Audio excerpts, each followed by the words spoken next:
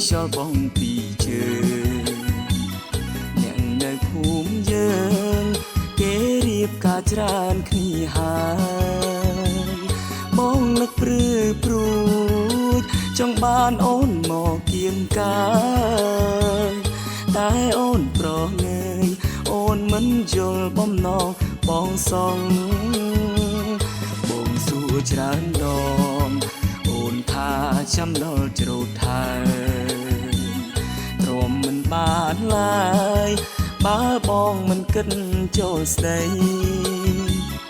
នាងថ្លៃដឹងទេបងរងាដល់ចឹងខ្ន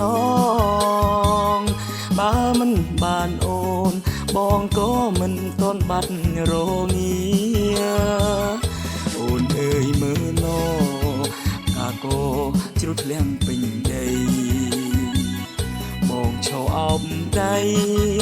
រងចាំថ្ងៃរៀបការយើងបងមិនអើយហួ